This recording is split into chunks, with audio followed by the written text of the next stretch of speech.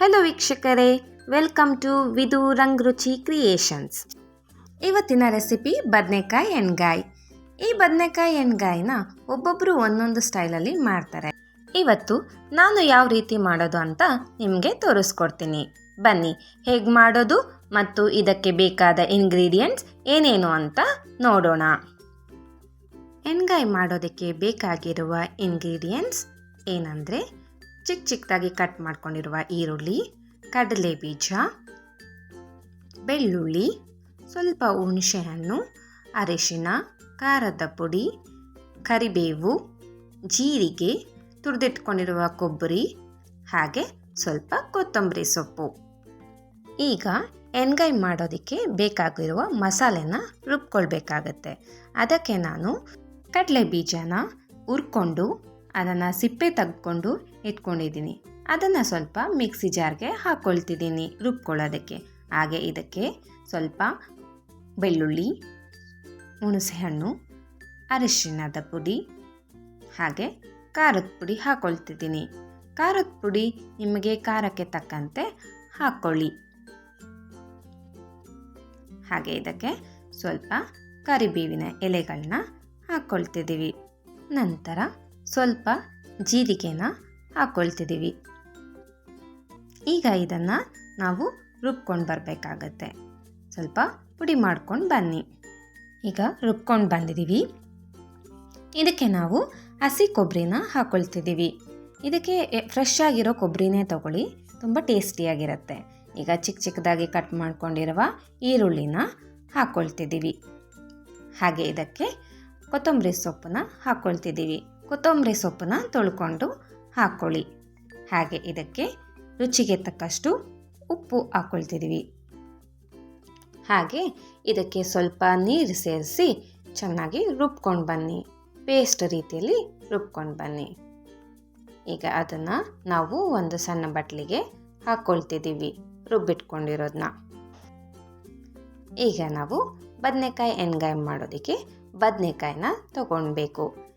ನಾನು ಇಲ್ಲಿ 1/4 kg ಆಗೋಷ್ಟು ಬದನೆಕಾಯಿನ ತಗೊಂಡಿದ್ದೀನಿ. ಇದನ್ನು ಚೆನ್ನಾಗಿ ತೊಳ್ಕೊಂಡು ತಗೊಳ್ಳಿ. ಬದನೆಕಾಯಿನ ಕೆಲವರು ಕಟ್ ಮಾಡಿ ಅಂದರೆ ತುಂಬ ತೆಗೆದು 4 ಪೀಸ್ ಮಾಡಿಕೊಂಡು ಕೂಡ ಮಾಡ್ತಾರೆ.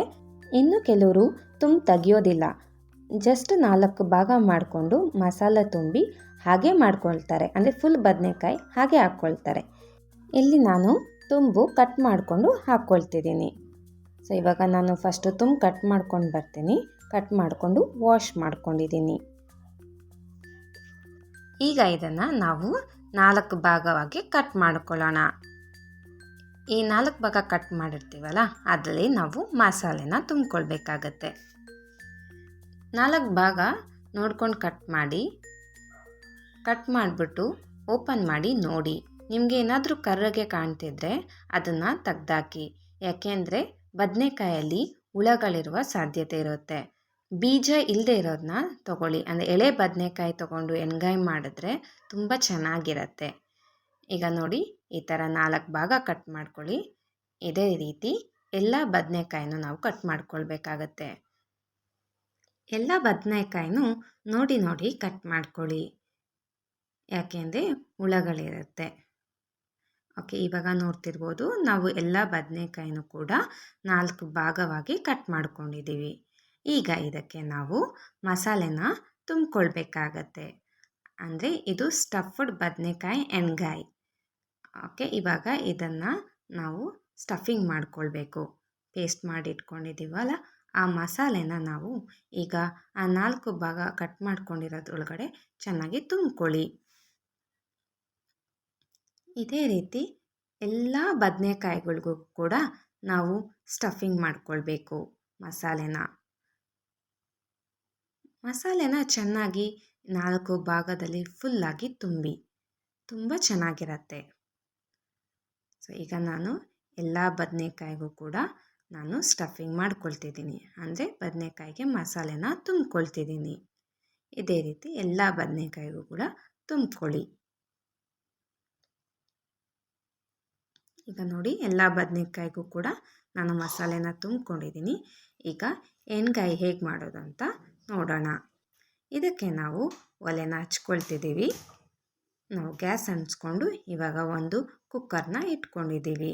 ಕುಕ್ಕರ್ ಕಾದ್ಮೇಲೆ ಇದಕ್ಕೆ 4ರಿಂದ 5 ಟೇಬಲ್ ಸ್ಪೂನ್ ಎಣ್ಣೆನ ಹಾಕ್ಕೊಳ್ಳೋಣ. ಎಣ್ಣೆ ಬಿಸಿಯಾದ ನಂತರ ಇದಕ್ಕೆ ಸಾಸಿವೆ ಹಾಕ್ಕೊಳ್ಳಿ. ಸಾಸಿವೆ ಚಟಪಟ ಅಂದಮೇಲೆ ಇದಕ್ಕೆ ನಾವು ಸ್ವಲ್ಪ ಜೀರಿಗೆನ ಹಾಕ್ಕೊಳ್ತಿದ್ದೀವಿ. ನಂತರ ಇದಕ್ಕೆ ಕರಿಬೇವಿನ ಸೊಪ್ಪುಗಳನ್ನು ಹಾಕ್ಕೊಳ್ಳಿ. ಕರಿಬೇವಿನ ಸೊಪ್ಪು ಸ್ವಲ್ಪ ಫ್ರೈ ಆದಮೇಲೆ ಇದಕ್ಕೆ ನಾವು ಉದ್ದುದ್ದಕ್ಕೆ ಹಚ್ಕೊಂಡಿರುವ ಒಂದು ಮೀಡಿಯಮ್ ಸೈಜ್ ಈರುಳ್ಳಿನ ಹಾಕ್ಕೊಳ್ಳೋಣ. ಈರುಳ್ಳಿನ ಹಾಕ್ಕೊಂಡು ಚೆನ್ನಾಗಿ ಫ್ರೈ ಮಾಡ್ಕೊಳ್ಳಿ. ಇದನ್ನು ನಾವು ಹೊಂಬಣ್ಣ ಬರೋವರೆಗೂ ಚೆನ್ನಾಗಿ ಫ್ರೈ ಮಾಡ್ಕೊಳ್ಳೋಣ. ಇವಾಗ ನೋಡ್ತಿರ್ಬೋದು ಈರುಳ್ಳಿ ಚೆನ್ನಾಗಿ ಫ್ರೈ ಆಗಿದೆ. ಇದಕ್ಕೆ ನಾವು ಇವಾಗ ಮಸಾಲೆನ ತುಂಬಿಕೊಂಡಿರುವಂತಹ ಬದನೆಕಾಯಿಗಳನ್ನು ಹಾಕ್ಕೊಳ್ಳೋಣ. ಈಗ ನಾವು ಈ ಬದನೆಕಾಯಿನ ಎಣ್ಣೆಯಲ್ಲಿ ಫ್ರೈ ಮಾಡ್ಕೊಳ್ಕೊ ಚೆನ್ನಾಗಿ. ಎಣ್ಣೆಯಲ್ಲೇ ನಾವು ಸ್ವಲ್ಪ ಹೊತ್ತು ಚೆನ್ನಾಗಿ ಫ್ರೈ ಮಾಡ್ಕೊಳ್ಳೋಣ. ಯಾಕೆಂದರೆ ಸ್ವಲ್ಪ ಬೇಯಬೇಕಾಗುತ್ತೆ.